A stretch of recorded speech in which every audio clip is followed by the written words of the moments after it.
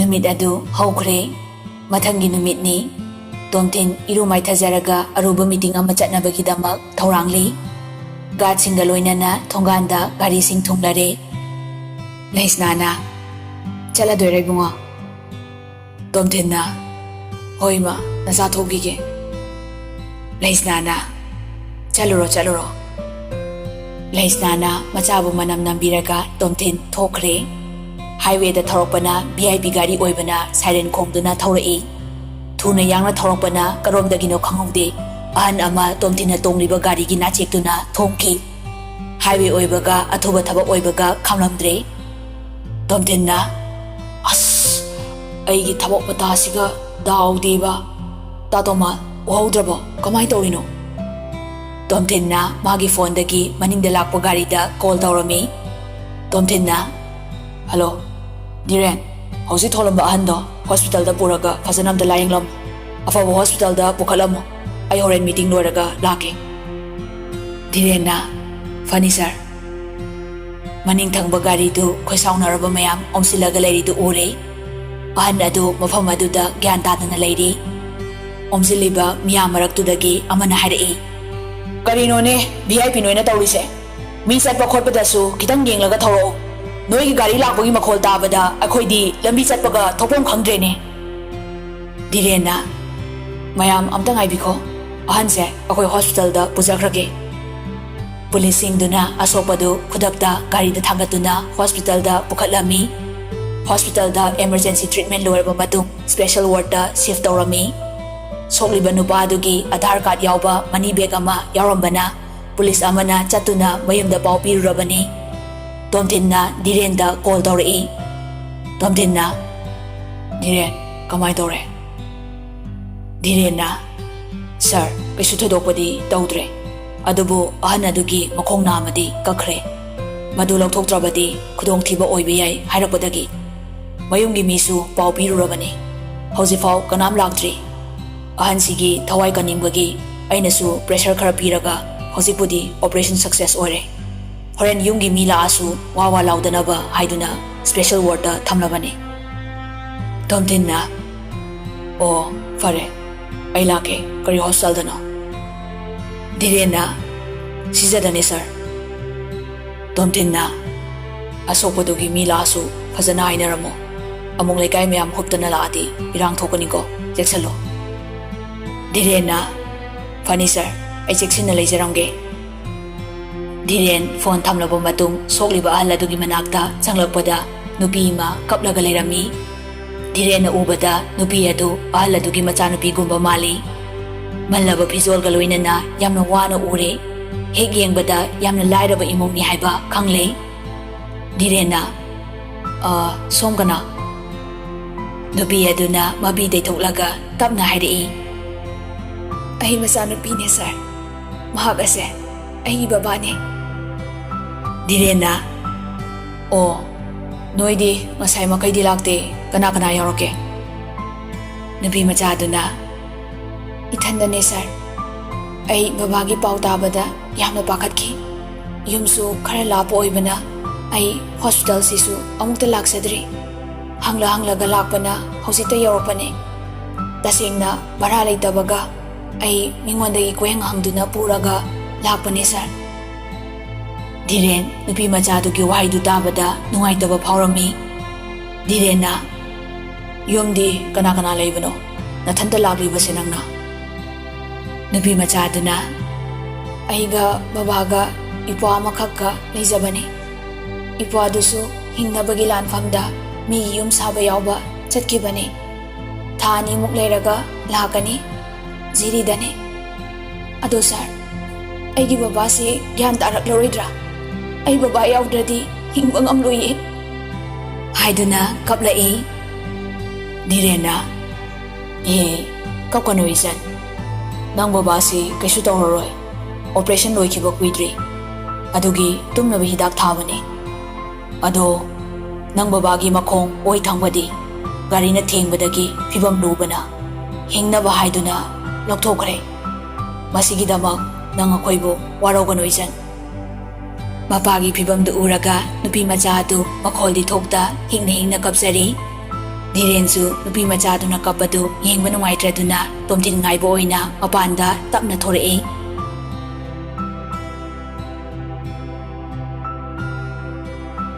Ngayaki matungda Tomthinsu hospital da yaurakle. Magi guardsingduga loinana manungda changai. Dhirengi manakta Tomthinna changsinduna hanglai. Kadamna laikre mi lakrabu moige. Dhirenna tapna hoi sir lakre. Masanupi oirabu male sir. Adubu yengbada yamna waba imung male. Ai fauba nungaitaba phaure. Anyways, sir janglaga amukta Tomthinna noi pulap mapanda leiramo. Ai wari amta sarugige. Dhirenga loirana guardsingdu mapanda loina lehaure. Tomthindu ward adugi manungda tapna jangai. Mi ama lakpagi makhol tabada manungda leiramniba nupi macaduna yengai. Mapi nana setlaba wang sauraba hek yengbada officer ni khanglaba Tomthingi sakfamduda nupidu phamlambadagi pakhatpoi keiboy hawgalai. Pirangna sotlaba bilu ani manjunaraba fizol Joijaina na tariba samlang maromdagi ikikina yengliba midyeng Tomthingi thanglam makhongtang taptharakpagum tawi nupidubu hek ubada minungsi poklai nungaitaba matawna maithong adu maksilai aduga khongthangdu chapleplaga tapna wa hawdorei. Kaino haidi songi babase akhoi garina thengkibane madugidama ngakpiyu lale haisari amadi songi babana fatri pawa ai layingbada achangma paisa loina puthokjage. Nupi macadu mangak nonthakibadagi thangatpasu ngamdre tapna ingna khomlai.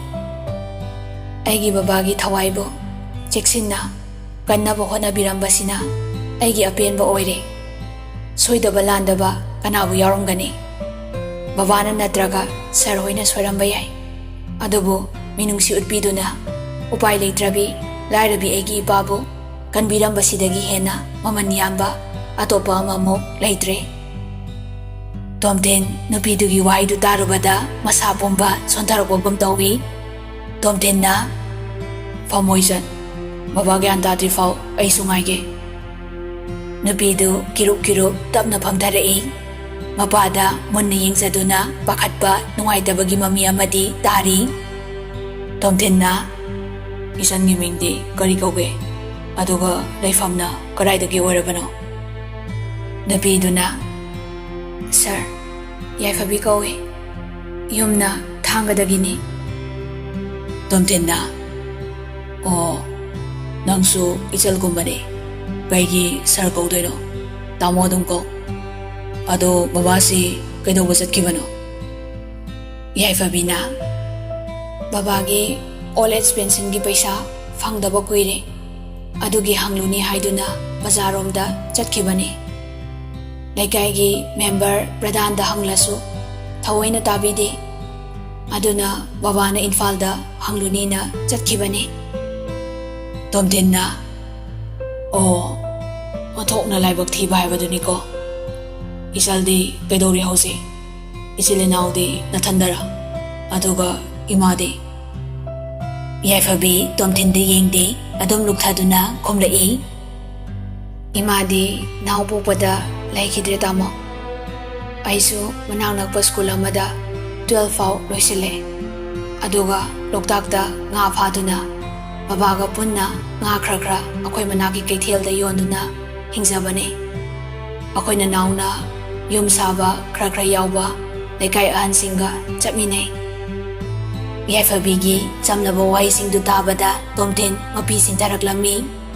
Tomthin yaifabina ukini matagum mapidu satai thoklaga hairei. Isan nang karimta wagano babase fanaba aina hotnagani aduga nangisu mateng soidana pangani.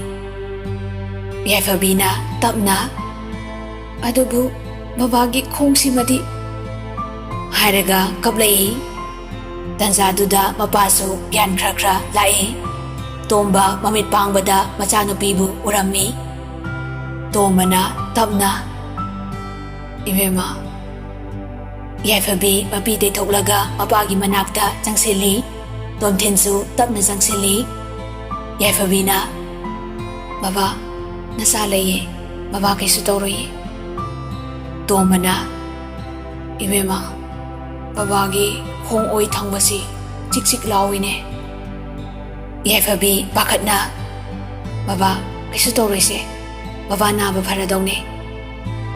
Tomtinna, Babong, ako'y miyam layrisidi, Babong mo panaba nasana honazagani. Tomana, Ibungo na kana oirabano.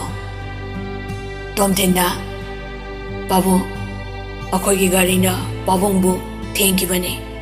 Nasabo warobigano ko. Tombadu ningsinglakto na hari warode bungo. Isa singdi VIP ni. Iba na su na ko'y nagari kan na tharopaduda. Nung sagi may sana koksu marokiba na sa topa ng kidre. Adubo, isa sing na ibabo hundok piramlaga tanamdri base. Ay gidi laibok pabane. Tomtin na, Babong ngak potabiro. Babong na karakalaga na sana mapalam da pudo na. Babong gimang krabokongdo maut sinaba soydana honagani. Tomba mahaki mang krabokong hayrakpaduda masado pakalai. Tomba na, kare, aygi mang kraba kong hayba. Yaifabina, Baba, potabiro kay dobagi. Baba kay sutauroye, se. Tomtin na, Babong gi kong oido gari na tengbadagi pibam kasik patkidre. Aduna Babong gi punsibu ganba pamana. Yaifabina, Baba, nasalay riba sidi. Babagi punsi hingaw ba sina nasagi nungay bahay ba do oiribane. Baba na hina kansiladi pataba oy basu yay. Kapkano kay dobagi Baba. Tombado tamoy sok na kable. Adobo masanupi na nungay kiroy kalak pumikupda taptarai. Tomba na, fare. Isor na bibiri balang bise. Adumaksat pataba ni. Isadi mathaw na laybini. Khang bagan bini. Aisu khang kigani ibema. Akoy gi laybakta asum na tho tamkrabo male dako. Tanzaduda Dr. Amadi nurse sangai. Doktor duna, Pedore Babong kaplade. Sister, hidak to, hosi kapiro yarani. Tomtin na, Doktor, Babong gifibam si kaisu tauroy ko. Doktor duna, tauraroy, hosi complication karimta laytre. Doktor duna, tombada mo wansilaga hari. Babong, kaisu kanbiro no. Punsi ay si masitagi hena awaba kaya layribani. Wakal sontaba yade ko. Asi haram naga Dr. Su thokre. Aduga nursing na hidak semduna kable. Tomtin na, Isan, ay hore na mo lake. Yung halukige. Se, paisa karase, paisa mo. Ay kuiroy, fihong laga soyda na lake. Yaifabidu ikay pesado laurami. Tomtin Su thokre. Aduga magi katsinga mayunggi lambida alamni. Tomtin na matanta kali. Asuk nauriba mahakna puriba awaba khangdraba thaudangsing. Samjarabi kena nauna leizagadabi mahakna maithong imangmang manzunaraba fizon. Aduga taibangi chatnabibu nathaiduna hingnaba lanthengnari. Magi wari taraga magi mataubu uraga aina waribasina minungsi haibadu oigadoribra. Mana waramgadaba maisaktu aingondasu horokpagum tawi. Aina asuk yamna khanjilebasina khanjinfam thoklebra. Nate, ay magi matingdi soydana pangani. Asumna wana leliba magi punsibo kanba pame.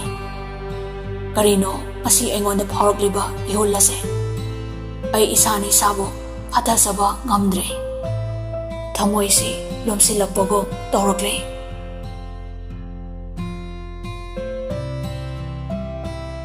Tomtin mayumda haluraba matung among mathanta hospital dalai. Yaifabiga tombagi manakta changai.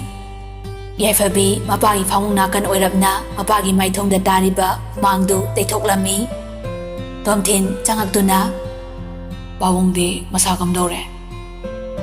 ꯌꯥꯏꯐꯕꯤꯅ ꯍꯧꯖꯤꯛꯇ ꯇꯨꯝꯈꯤꯗ ꯉꯥꯏꯔꯤꯌꯦ ꯇꯥꯃꯣ.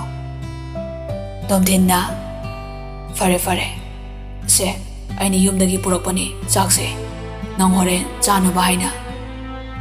ꯌꯥꯏꯐꯕꯤ ꯇꯣꯝꯊꯤꯟꯗ ꯑꯃꯨꯛ ꯌꯦꯡꯉꯤ, ꯈꯥꯎꯗꯨꯗ ꯑꯃꯨꯛ ꯌꯦꯡꯉꯤ. ꯇꯣꯝꯊꯤꯟꯅ ꯁꯦ ꯑꯩ ꯁꯤꯗ ꯊꯝꯃꯒꯦꯀꯣ. ꯌꯥꯏꯐꯕꯤꯅ ꯇꯥꯃꯣ ꯑꯩ ꯕꯕꯥꯁꯦ ꯑꯗꯨꯝ ꯁꯪꯂꯒꯦ, ꯇꯥꯃꯣ ꯍꯟꯕꯤꯕ ꯌꯥꯔꯅꯤꯌꯦ. ꯇꯣꯝꯊꯤꯟꯅ ꯉꯥꯏꯍꯥꯛ ꯂꯩꯈꯤꯒꯦ ꯑꯗꯨꯒ ꯍꯟꯒꯦ, ꯕꯕꯥ ꯅꯥꯕ ꯐꯠꯇ꯭ꯔꯤ ꯐꯥꯎꯗꯤ ꯑꯩ ꯑꯗꯨꯝ ꯂꯥꯛꯀꯦ ꯏꯆꯜ. ꯌꯥꯏꯐꯕꯤ ꯇꯨꯃꯤꯟꯅ ꯋꯥ ꯉꯥꯡꯗꯅ ꯂꯩ. ꯇꯣꯝꯊꯤꯟꯁꯨ ꯌꯥꯏꯐꯕꯤꯅ ꯋꯥ ꯉꯥꯡꯂꯛꯇ꯭ꯔꯕꯗ ꯉꯥꯡꯐꯝ ꯈꯪꯂꯝꯗꯦ. ꯌꯥꯏꯐꯕꯤꯒꯤ ꯃꯜꯂꯕ ꯐꯤꯖꯣꯜ ꯑꯗꯨꯕꯨ ꯎꯕꯗ ꯅꯨꯡꯉꯥꯏꯖꯗꯦ. ꯑꯀꯦ ꯑꯃꯧ ꯌꯥꯎꯗ꯭ꯔꯕ ꯆꯝꯅ ꯍꯤꯡꯖꯔꯤꯕ ꯃꯈꯣꯏꯒꯤ ꯄꯨꯟꯁꯤꯕꯨ ꯆꯤꯡꯁꯤꯟꯗꯨꯅ ꯋꯥꯈꯜ ꯈꯜꯂꯤ. ꯇꯣꯝꯊꯤꯟꯅ ꯇꯞꯅ ꯍꯥꯏꯔꯛꯏ, ꯅꯪ ꯁꯤꯗ ꯂꯦꯛꯇꯕꯗꯤ ꯌꯥꯔꯣꯏ, ꯑꯗꯨꯒ ꯅꯪꯒꯤ ꯁꯦꯠꯅꯕ ꯐꯤꯗꯤ ꯄꯨꯔꯛꯄ꯭ꯔꯥ? ꯌꯥꯏꯐꯕꯤꯅ ꯇꯥꯃꯣ ꯑꯩꯗꯤ ꯑꯁꯨꯝꯅ ꯂꯦꯛꯀꯅꯤ ꯈꯪꯗꯕꯅ ꯄꯨꯖꯔꯛꯇ꯭ꯔꯦ, ꯑꯗꯨꯕꯨ ꯌꯥꯅꯤꯗ ꯑꯗꯨꯝ. ꯇꯣꯝꯊꯤꯟꯅ ꯍꯣꯏ, ꯀꯥꯁꯤꯗ ꯐꯩꯖꯨꯞ ꯐꯤꯗꯤ ꯂꯩꯔꯤ, ꯑꯗꯨꯕꯨ ꯅꯪꯒꯤ ꯁꯦꯠꯅ ꯆꯥꯅꯕ ꯑꯅꯤ ꯁꯨꯗꯕꯗꯨ ꯅꯨꯡꯉꯥꯏꯇꯦ, ꯑꯩ ꯏꯆꯜꯅꯨꯄꯤ ꯀꯧꯔꯒ ꯄꯨꯍꯜꯂꯛꯀꯦ, ꯀꯥꯏꯒꯗ꯭ꯔꯥ? ꯌꯥꯏꯐꯕꯤꯅ ꯌꯥꯔꯅꯤꯌꯦ ꯇꯥꯃꯣ, ꯑꯩ ꯍꯌꯦꯡ ꯑꯌꯨꯛ ꯉꯥꯏꯍꯥꯛ ꯆꯠꯂꯒ ꯂꯧꯖꯔꯨꯔꯒꯦ. ꯇꯣꯝꯊꯤꯟꯅ ꯅꯪ ꯑꯃ ꯆꯠꯊꯣꯛꯄ ꯍꯥꯏꯁꯤ ꯕꯕꯥ ꯃꯊꯟꯇ ꯅꯨꯡꯉꯥꯏꯔꯣꯏ, ꯑꯩꯈꯣꯏ ꯏꯆꯟꯗ ꯄꯨꯍꯜꯂꯛꯀꯦ, ꯅꯪ ꯂꯥꯟꯅ ꯈꯟꯅꯨꯀꯣ. ꯑꯁꯨꯝꯅ ꯇꯣꯝꯊꯤꯟꯅ ꯑꯕꯦꯝꯃꯒ ꯋꯥꯔꯤ ꯁꯥꯟꯅꯗꯨꯅ ꯀꯧꯔꯝꯃꯤ. ꯉꯥꯏꯍꯥꯛꯀꯤ ꯃꯇꯨꯡꯗ ꯑꯕꯦꯝꯃꯒ ꯃꯉꯥꯜꯒꯁꯨ ꯍꯣꯁꯄꯤꯇꯥꯜꯗ ꯂꯥꯛꯏ. ꯃꯉꯥꯜꯅ ꯀꯔꯤꯅꯣ ꯑꯩꯈꯣꯏ ꯏꯕꯥꯏ ꯇꯥꯃꯣꯁꯤꯅ ꯑꯃꯨꯛ ꯐꯤ ꯄꯨꯔꯛꯎꯒ ꯇꯧꯔꯛꯏꯁꯤꯅ, ꯀꯔꯤ ꯋꯥꯈꯜꯅꯣ ꯈꯪꯗꯦꯃꯤ. ꯑꯕꯦꯝꯃꯅ ꯈꯪꯗꯦ ꯑꯩꯁꯨ ꯀꯣꯛꯄꯨ ꯉꯥꯎꯏ, ꯅꯨꯄꯤ ꯑꯃꯒꯤ ꯃꯄꯥ ꯁꯣꯛꯏ, ꯀꯅꯥꯁꯨ ꯂꯩꯖꯗ꯭ꯔꯕ ꯏꯃꯨꯡꯅꯤ, ꯀꯩꯅꯣ ꯌꯥꯝ ꯍꯥꯏꯔꯛꯄꯅꯤ. ꯃꯉꯥꯜꯅ ꯑꯁꯤ ꯔꯨꯝ ꯅꯝꯕꯔꯁꯤ ꯅꯠꯇ꯭ꯔꯣ ꯍꯥꯏꯔꯤꯗꯣ? ꯑꯕꯦꯝꯃꯅ ꯃꯥꯅꯤ. ꯑꯅꯤꯗꯨ ꯃꯅꯨꯡꯗ ꯆꯪꯉꯛꯏ. ꯌꯥꯏꯐꯕꯤꯒ ꯇꯣꯝꯊꯤꯟꯒ ꯊꯣꯡ ꯍꯥꯡꯕꯗꯨꯗ ꯌꯦꯡꯉꯛꯏ. ꯑꯕꯦꯝꯃꯅ ꯇꯥꯃꯣꯆꯧ ꯁꯦ ꯐꯤꯁꯤꯗ ꯂꯩꯔꯤ. ꯃꯉꯥꯜꯅ ꯏꯕꯥꯏ ꯇꯥꯃꯣ ꯀꯃꯥꯏꯅ ꯇꯧꯔꯤꯅꯣ, ꯑꯁꯣꯛꯄꯗꯤ ꯀꯃꯥꯏꯅ ꯇꯧꯔꯒꯦ? ꯇꯣꯝꯊꯤꯟꯅ ꯑꯕꯦꯝꯃ ꯏꯆꯟꯗ ꯄꯤꯌꯣ, ꯌꯥꯏꯐꯕꯤ ꯃꯥ ꯑꯩꯒꯤ ꯏꯆꯜꯅꯦ, ꯋꯥꯔꯤ ꯉꯥꯏꯍꯥꯛ ꯁꯥꯔꯣ, ꯃꯉꯥꯜ ꯑꯩꯈꯣꯏꯅꯤ ꯑꯝꯇ ꯊꯣꯛꯁꯤ. ꯃꯉꯥꯜꯒ ꯇꯣꯝꯊꯤꯟꯒ ꯃꯄꯥꯟꯗ ꯊꯣꯛꯈ꯭ꯔꯦ. ꯑꯕꯦꯝꯃꯅ ꯑꯩꯒꯤ ꯃꯤꯡ ꯑꯕꯦꯝꯃ, ꯁꯣꯝꯒꯤꯗꯤ? ꯌꯥꯏꯐꯕꯤꯅ ꯑꯩ ꯌꯥꯏꯐꯕꯤ. ꯑꯕꯦꯝꯃꯅ ꯑꯣ ꯀꯔꯤꯝꯇ ꯏꯀꯥꯏꯔꯨꯅꯣ, ꯏꯆꯦ ꯍꯦꯛꯇ ꯀꯧꯖꯔꯒꯦ. ꯏꯆꯦ ꯐꯤꯁꯦ ꯑꯍꯟꯕ ꯉꯥꯛꯇꯅꯤ, ꯏꯆꯦꯅ ꯑꯗꯨꯝ ꯁꯦꯠꯅꯕ ꯌꯥꯅꯤ, ꯀꯔꯤꯝꯇ ꯈꯟꯅꯨꯀꯣ. ꯌꯥꯏꯐꯕꯤꯅ ꯑꯩꯗꯤ ꯌꯥꯝꯅ ꯏꯀꯥꯏꯔꯦ, ꯇꯥꯃꯣꯅ ꯄꯪꯋꯥ ꯋꯥꯕꯤꯔꯦ ꯇꯧꯔꯤꯁꯦ. ꯑꯕꯦꯝꯃꯅ ꯏꯀꯥꯏꯔꯨꯅꯣ, ꯑꯩꯈꯣꯏ ꯇꯥꯃꯣꯆꯧꯁꯦ ꯌꯥꯝ ꯐꯕꯅꯦ, ꯑꯩꯁꯨ ꯃꯔꯛ ꯃꯔꯛꯇ ꯂꯩꯕ ꯂꯥꯛꯀꯦ ꯏꯆꯦ, ꯕꯕꯥꯗꯤ ꯀꯩꯁꯨ ꯇꯧꯔꯔꯣꯏ ꯍꯥꯏꯕ꯭ꯔꯣ? ꯌꯥꯏꯐꯕꯤꯅ ꯀꯩꯁꯨꯕꯨꯗꯤ ꯇꯧꯔꯔꯣই ꯍꯥꯏ, ꯑꯗꯨꯕꯨ ꯕꯕꯥꯒꯤ ꯈꯣꯡ ꯅꯥꯝꯃ ꯂꯧꯊꯣꯛꯄꯁꯦ ꯇꯁꯦꯡꯅꯗꯤ ꯅꯨꯡꯉꯥꯏꯖꯗꯦ. ꯈꯪꯗ꯭ꯔꯦꯗ, ꯄꯨꯟꯁꯤꯗ ꯑꯁꯨꯝꯅ ꯊꯣꯛꯂꯣ ꯇꯝꯂꯝꯕꯅꯅꯤ ꯈꯟꯕ ꯍꯥꯏꯗꯨꯅꯤ. ꯑꯕꯦꯝꯃꯅ ꯀꯩꯅꯣꯅꯦ ꯍꯥꯏꯁꯤꯕꯣ, ꯌꯥꯝ ꯅꯨꯡꯉꯥꯏꯇꯤꯌꯦ, ꯏꯆꯦꯗꯤ ꯀꯩ ꯂꯝꯗꯒꯤꯅꯣ? ꯌꯥꯏꯐꯕꯤꯅ ꯑꯩꯗꯤ ꯊꯥꯡꯒꯗꯒꯤꯅꯤ, ꯑꯊꯥꯞꯄ ꯈꯨꯡꯒꯪ ꯑꯃꯗꯒꯤ. ꯕꯕꯥꯒ ꯑꯩꯒ ꯏꯄ꯭ꯋꯥ ꯑꯃꯒ ꯂꯩꯕꯅꯦ, ꯏꯄ꯭ꯋꯥꯗꯨꯗꯤ ꯌꯨꯝ ꯁꯥꯕ ꯌꯥꯎꯕ ꯖꯤꯔꯤꯗ ꯆꯠꯈꯤ. ꯕꯕꯥꯒ ꯑꯩꯒꯗꯤ ꯍꯤꯡꯅꯕꯒꯤ ꯂꯥꯟꯐꯝꯗ ꯅꯣꯡꯃꯒꯤ ꯑꯐꯪ ꯑꯐꯪꯕ ꯁꯨꯗꯨꯅ ꯍꯤꯡꯖꯕꯅꯦ, ꯑꯗꯨꯕꯨ ꯏꯁꯣꯔꯅ ꯑꯩꯈꯣꯏꯒꯤ ꯏꯐꯝꯗ ꯀꯔꯤ ꯆꯥꯡꯌꯦꯡ ꯇꯧꯔꯤꯕꯅꯣ ꯈꯪꯗ꯭ꯔꯦ. ꯑꯕꯦꯝꯃ ꯅꯨꯡꯉꯥꯏꯇꯅ ꯐꯔꯦꯁꯦ, ꯑꯗꯨꯛ ꯌꯥꯝꯅꯁꯨ ꯋꯥꯈꯜ ꯁꯣꯟꯊꯒꯅꯨ ꯏꯆꯦ, ꯅꯤꯡꯍꯟꯅꯕ ꯍꯧꯅꯗꯦ, ꯍꯧꯖꯤꯛꯇꯤ ꯑꯩꯈꯣꯏ ꯃꯌꯥꯝ ꯂꯩꯔꯤꯁꯤꯗꯤ. ꯁꯣꯝꯗꯅ ꯃꯄꯥꯟꯗ ꯃꯉꯥꯜꯒ ꯇꯣꯝꯊꯤꯟꯒꯗꯨ ꯋꯥꯔꯤ ꯁꯥꯟꯅꯔꯝꯃꯤ. ꯃꯉꯥꯜꯅ ꯀꯃꯥꯏꯅ ꯇꯧꯔꯤꯅꯣ ꯏꯕꯥꯏ ꯇꯥꯃꯣ? ꯇꯣꯝꯊꯤꯟꯅ ꯈꯪꯗ꯭ꯔꯦꯗ ꯇꯣꯛꯑꯁꯦ ꯄꯨꯝꯅꯃꯛ ꯑꯩ ꯑꯍꯜꯁꯤꯒꯤ ꯃꯆꯥꯅꯨꯄꯤꯁꯤꯒꯤ ꯈꯟꯕꯗ ꯋꯥꯈꯜꯁꯦ ꯌꯥꯝ ꯅꯨꯡꯉꯥꯏꯇꯕ ꯐꯥꯎꯔꯛꯑꯦ ꯃꯉꯥꯜꯅ ꯀꯔꯤꯅꯣꯅꯦ ꯍꯥꯏꯁꯤꯕꯣ ꯍꯣꯁꯄꯤꯇꯥꯜꯗꯒꯤ ꯕꯁꯟꯇ ꯂꯥꯛꯏꯖꯥꯠꯂꯣ ꯇꯣꯝꯊꯤꯟꯅ ꯐꯥꯒꯤ ꯅꯠꯇꯦ ꯈꯟꯗꯨꯅ ꯌꯦꯡꯉꯣ ꯑꯁꯨꯛ ꯅꯧꯔꯤꯕꯤ ꯃꯥꯅ ꯅꯣꯡꯖꯨ ꯅꯨꯡꯁꯥ ꯈꯪꯗꯅ ꯋꯥꯅ ꯂꯦꯜꯂꯝꯒꯗꯕ ꯄꯨꯟꯁꯤ ꯃꯔꯦꯜ ꯑꯗꯨꯒꯤꯁꯨ ꯃꯊꯛꯇ ꯃꯄꯥꯁꯨ ꯑꯃꯨꯛ ꯁꯣꯛꯂꯦ ꯃꯥꯒꯤ ꯋꯥꯈꯜ ꯀꯔꯤ ꯑꯣꯏꯔꯝꯒꯅꯤ ꯃꯉꯥꯜꯅ ꯑꯩꯈꯣꯏ ꯗꯤ ꯁꯤ ꯁꯥꯍꯦꯕꯅ ꯃꯇꯦꯡ ꯄꯥꯡꯕꯤꯔꯣꯗꯅ ꯇꯣꯝꯊꯤꯟꯅ ꯄꯥꯡꯒꯅꯤ ꯑꯗꯨꯕꯨ ꯑꯩꯒꯤ ꯍꯧꯖꯤꯛ ꯈꯜꯂꯤꯕ ꯋꯥꯈꯜꯁꯤꯗꯤ ꯁꯨꯞꯅꯇꯒꯤ ꯃꯤꯑꯣꯏꯕ ꯑꯃꯅ ꯐꯥꯎꯕ ꯅꯨꯡꯉꯥꯏꯇꯕ ꯃꯤꯅꯨꯡꯁꯤ ꯑꯗꯨ ꯈꯛꯇꯅꯤ ꯃꯉꯥꯜꯅ ꯏꯕꯥꯏ ꯇꯥꯃꯣ ꯑꯩ ꯒ꯭ꯌꯥꯟ ꯂꯣꯏꯅ ꯇꯥꯔꯦ ꯐꯥꯔꯁ ꯆꯦꯞꯇꯔꯅꯦ ꯅꯪꯒꯤꯗꯣ ꯂꯥꯛꯑꯣ ꯃꯅꯨꯡ ꯆꯪꯂꯁꯤ ꯇꯣꯝꯊꯤꯟꯅ ꯆꯪꯂꯁꯤ ꯀꯥꯔꯟ ꯇꯨꯔꯟꯗꯤ ꯉꯥꯡꯂꯛꯀꯅꯨꯀꯣ ꯅꯪꯒꯤ ꯍꯧꯅꯕꯤꯗꯣ ꯇꯧꯔꯛꯀꯅꯤ ꯈꯟꯕꯒꯤ ꯍꯥꯏꯍꯧꯒꯦꯅ ꯀꯧꯊꯣꯛꯄꯅꯤ ꯃꯉꯥꯜꯅ ꯑꯍꯣꯏ ꯁꯥꯔ ꯑꯩꯁꯨ ꯂꯣꯏ ꯈꯪꯖꯩ